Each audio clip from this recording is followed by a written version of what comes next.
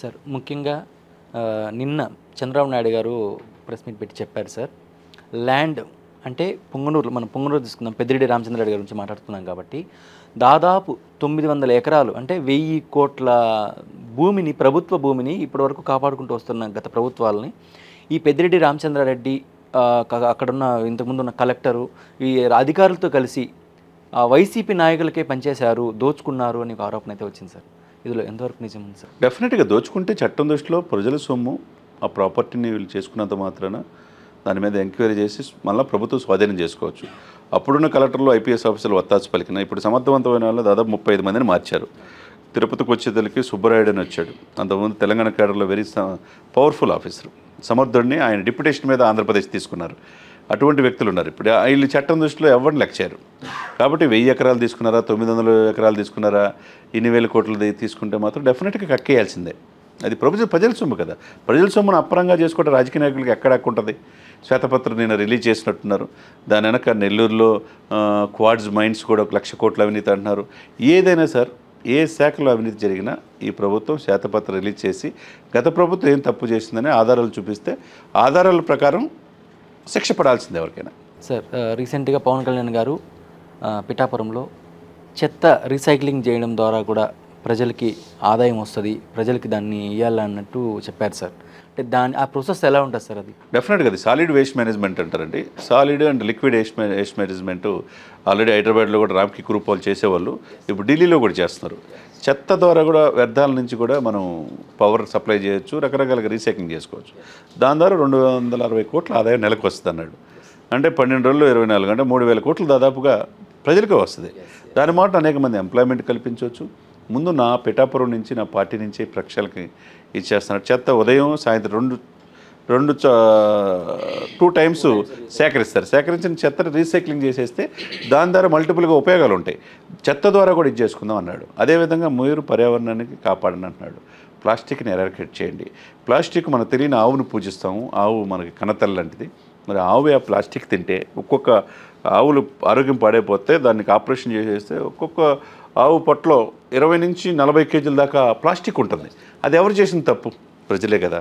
కాబట్టి ఆ తప్పుని సరిదిద్దే పనిలో పవన్ కళ్యాణ్ గారు సరికొత్త రాజకీయాలు. ఇంకోటి మట్టి వినాయకులు, అది కూడా మంచి కాన్సెప్టే కదండి. ఏదైనా కానీ ఆయన పంచాయతీరాజ్, గ్రామీణాభివృద్ధి, అటవీ, పర్యావరణం, ఇది సైన్స్ అండ్ టెక్నాలజీ కీలకమైన శాఖలు ఆయన చేతిలో ఉన్నాయి. ఆ శాఖలకు కూడా 1 మంత్లో రివ్యూ చేసే అధికారులు కూడా ఆశ్చర్యపోతున్నారు. సమగ్రమైన అవగాహనతో ముందుకెళ్తున్నాడు. గంటలు రివ్యూ చేసిన ప్రభుత్వ సొమ్ముని సక్రమ మార్గంలో వెళ్ళాలి, మమ్మల్ని ప్రజలు గుండెల్లో పెట్టుకున్నట్టు చూడాలి అనే ఆలోచనతో ఆయన వెళ్తున్నాడు. మంచి ఆలోచన. ఇవన్నీ గతంలో ఏ ప్రధానమంత్రి, ఏ ముఖ్యమంత్రి కావచ్చు, ఏ మంత్రులు కూడా చేయలే. ఈయన అంటే డిఫరెంట్గా ప్రజల దగ్గరికి మనం వెళ్ళాలి, ప్రజల మనసులు పొందాలి అని చెప్పి అన్ని యాంగిల్స్లో అన్ని శాఖల అధికారులతో రివ్యూ అనేది పవన్ కళ్యాణ్ గారు చేయటం అనేది ప్రకృతి ప్రేమికులు కూడా హర్షాతిథ్యాలు వ్యక్తం చేస్తున్నారు. సార్ ఇంకోటి మనం టీటీడీ గురించి మాట్లాడుకున్నాం. టీటీడీ నామినేటెడ్ పోస్టులు కానీ, టీటీడీ చైర్మన్ పోస్టు అంటే నాగబాబు గారికే ఇస్తారు అన్నట్టు ఒక ప్రచారం జరుగుతుంది సార్. ఇందులో ఎంతవరకు నిజం ఉందంటారు? అది నాగబాబు గారు కాదని చెప్పేశాడు నేను ఆల్రెడీ. నాగబాబు గారు అసలు ఏ రోజు నా కుటుంబం నుంచి నాకు ప్రెజర్ లేదు, కానీ నా పార్టీ నుంచి 40-50 మంది అడుగుతున్నారు చైర్మన్ పదవులు. మరి అది కెపాసిటీ ఉంటే నేను రిఫర్ చేస్తాను అన్నాడు. అంటే అది జనసేనకు వస్తా, టీడీపీకి వస్తే ఇంతవరకు చైర్మన్ అనేది డిసైడ్ చేయాలి. శ్యామలరావు అనే వ్యక్తి సమర్థవంతమైన ఆఫీసుని ఈవోగా పెట్టారు. గతంలో ధర్మారెడ్డి మీద ఎలిగేషన్స్ ఉన్నాయి. అక్కడ మఠాలు 14 మఠాల నుంచి 34 మఠాలు వెళ్ళినాయి. శారదాపీఠంకి ఇంపార్టెన్స్ ఇచ్చారు. 6 ఫ్లోర్లు అని 100 కోట్ల సివిల్ కాంట్రాక్టుల విషయంలో 250 కోట్లు 1200 కోట్లు చూపించారు. రకరకాలుగా ఆయన మీద విమర్శలు ఉన్నాయి. ఎవరి మీద? ధర్మారెడ్డి మీద. అది మీద విజిలెన్స్ అండ్ ఎన్ఫోర్స్మెంట్ విచారణ చేస్తుంది. దాంట్లో కనుక దొరికితే కనుక ఆయన కూడా దోషి అవుతాడు, లేకపోతే నిర్దోషి అవుతాడు. అదేవిధంగా మీరు అన్నట్టు చైర్మన్ పోస్టు ఎవరికి ఇవ్వాలనేది చంద్రబాబు నాయుడు గారు, పవన్ కళ్యాణ్ గారు నిర్ణయించుకోవాలి. నాగబాబు అనేది ఆ రేసులో లేడని చెప్పి నేను క్లారిటీ ఇచ్చాడు. ఒకవేళ సమర్థత ఉన్నది జనసేన కంటే జనసేనకి ఇవ్వచ్చు, లేకపోతే చంద్రబాబు నాయుడు గారికి ఉన్న అనుభవంతో ఎవరైతే హిందూ సనాతన సాంప్రదాయాన్ని గౌరవిస్తారో, హిందూ ధర్మాన్ని కాపాడుతారో, గతంలోలాగా 160 గుళ్ళ మీద దాడులు జరగకుండా హిందూ ధర్మశాస్త్రం కాపాడాలి, అటువంటి వ్యక్తులకు మాత్రమే ఈ టీటీడీ చైర్మన్ ఇవ్వాలి. ఎందుకంటే ప్రపంచంలో వాటికన్ సిటీ తర్వాత అంత ఎక్కువ మంది భక్తులుగానే ఆదాయం వచ్చేది తిరుమల తిరుపతి దేవస్థానం, కలియుగ దైవం వెంకటేశ్వర స్వామి. ఆయనతో ఎవరు పెట్టుకోకూడదు. కాబట్టి అటువంటి దానికి డివోటీ అన్న వ్యక్తికే కోసమే లేట్ అయినా కానీ ఇంకొక వారంలో చైర్మన్ని అపాయింట్ చేస్తారు. ఇంకోటి పాలకవర్గ సభ్యులు కూడా గతంలో ఎట్లా ఎట్లా అసలుకి అర్హత లేని వాళ్ళకి కూడా చాలామందికి ఇచ్చారు. అటువంటిది కాకుండా ఇప్పుడు సిస్టమేటిక్గా అటు జనసేన కావచ్చు, ఇటు బీజేపీకి, టీడీపీ 3 పార్టీలు, అదేవిధంగా తెలంగాణ నుంచి తుమ్మల నాగేశ్వరరావు, రేవంత్ రెడ్డి గారు లాంటి కూడా అడిగారు మమ్మల్ని కూడా బోర్డులో ఎక్కువ ప్రాధాన్యత కల్పిమని. మరి ఏం చేస్తారు ఏంటనేది మనం చూడాలి. సినిమా పరంగా పవన్ కళ్యాణ్ గారు మైలేజే వేరు సార్. అంటే నాట్ ఓన్లీ ఇండియా, ఈవెన్ వరల్డ్లో కూడా పవన్ కళ్యాణ్ గారికి చాలా ఫేమస్ ఉంది. పొలిటికల్గా ఆయన మైలేజు అంటే మనం 2014లో పార్టీ పెట్టిన తర్వాత 2019లో ఆయన రాజకీయాల్లో పార్టిసిపేట్ చేశాక ఒకే ఒక్క సీటుకి పరిమితం అయ్యారు. తర్వాత అది కూడా ఆయన పోటీ చేసిన చోట 2 చోట్ల ఓడిపోయారు సార్. కానీ 2024లో అనూహ్యంగా అంటే 70,000 చిలుకు పైగా మెజారిటీతో ఆయన గెలిచారు. ఆయన కంటెస్ట్ చేసిన ప్రతి నియోజకవర్గంలోనూ ఆయన గెలిచారు సార్.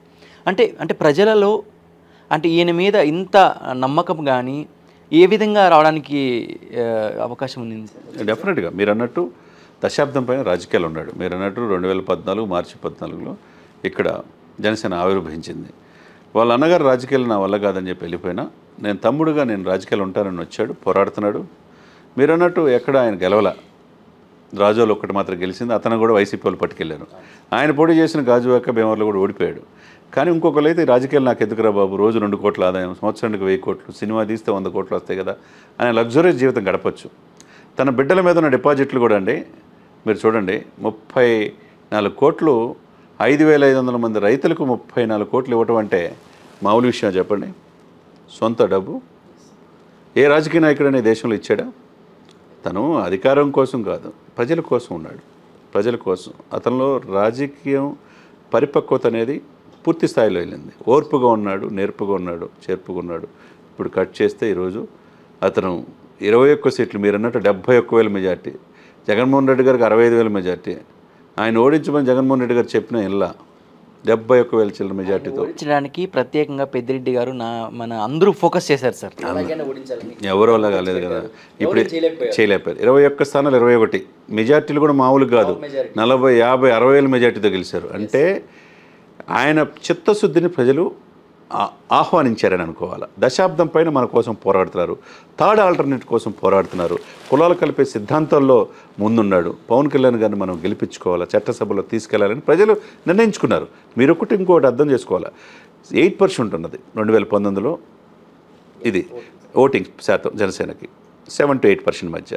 అదే 40% టీడీపీకి ఉంది, 51% వైసీపీ అధికారులు వచ్చి 150 సీట్లు ఇచ్చారు. మరి ఇప్పుడు ఆ 40%కి పరిమితం అయిపోయింది.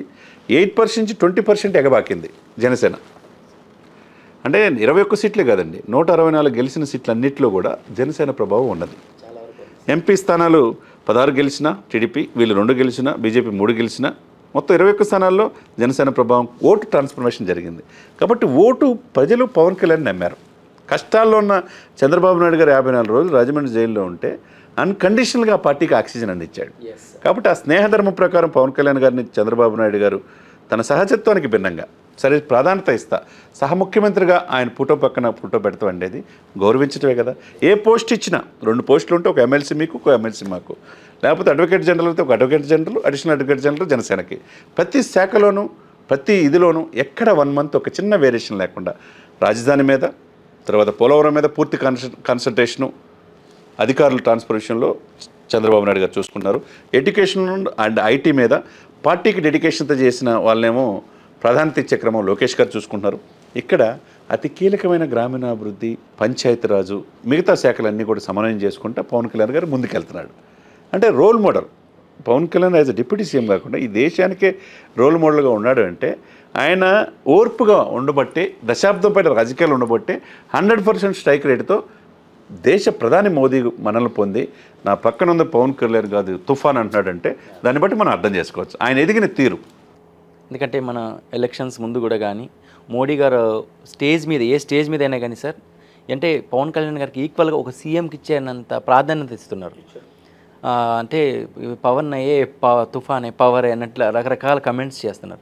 అసలు చంద్రబాబు నాయుడు గారు అంత సీనియర్ నాయకుడు అయ్యింది చంద్రబాబు నాయుడు గారు సార్, పవన్ కళ్యాణ్ గారికి ఇంత ప్రత్యేక ఇంపార్టెన్స్ ఇవ్వడానికి గల కారణాలు ఏంటి? సింపుల్ అండి, కమిట్మెంట్, డెడికేషన్, డిటర్మినేషన్, ఈ 3 కలిస్తే పవన్ కళ్యాణ్. మీరు అన్నట్టు ఎన్డీఏలో ఆయన ఒక ఎమ్మెల్యే కాదు, ఉభయ రాష్ట్రాల నుంచి పిలిచిన ఏకైక వ్యక్తి పవన్ కళ్యాణ్. తన పక్కన నుంచోబెట్టుకుని ఎన్డీఏ సమావేశాలకి ఫోటో దిగారు. ఆ తర్వాత క్రమంలో మీరు చూసుకోండి, ఎందుకు చంద్రబాబు నాయుడు గారి కంటే అంత ప్రాధాన్యత ఇస్తున్నారని మీరు అనుకోవచ్చు. చంద్రబాబు నాయుడు గారితో ఎన్డీఏతో ఉండలా, మొదటి నుంచి కూడా జాతీయ భావజాలంతో ఉన్నారు పవన్ కళ్యాణ్ గారు అనే ఉద్దేశంతో మోడీ గారు అంత ప్రాధాన్యత ఇచ్చారు. ఇతను ఏ రోజుకైనా రాజకీయాల్లో మిరాకిల్ చేస్తున్నాడు, నిజంగా మిరాకిల్ చేసి చూపించాడు కదా. టీడీపీతో వద్దు అని బీజేపీ పెద్దలు చెప్పినా టీడీపీ కావాలి అని చెప్పేసి కలిపాడు కదా. ఈ రోజున అంత ప్రాధాన్యత తీసుకొచ్చి ఇక్కడ ముఖ్యమంత్రి అవడానికి చేసింది పవన్ కళ్యాణే కదా. అదేవిధంగా ఈ కలయిక వల్ల ఇక్కడ వచ్చే సీట్లు 16+2 18+3 21 సీట్లే చాలా కీలకమైనవిగా. సెంటర్లో 240 దగ్గర ఆగిపోయింది బీజేపీ. మరి ఎన్డీఏ భాగస్వామ్య పక్షాలైన పవన్ కళ్యాణ్ గారు ఆ ప్రపోజల్ చేయకపోతే పరిస్థితి ఏంటి? దేశంలో మోడీ గారు కూడా మూడోసారి ప్రధానమంత్రి అవడానికి కూడా పవన్ కళ్యాణ్ గారు కృషి చేశాడంటే ఎంత దూరదృష్టి, ఎంత కమిట్మెంటు, ఎంత డెడికేషన్ అతనిలో ఉందో మనం అర్థం చేసుకోవచ్చు.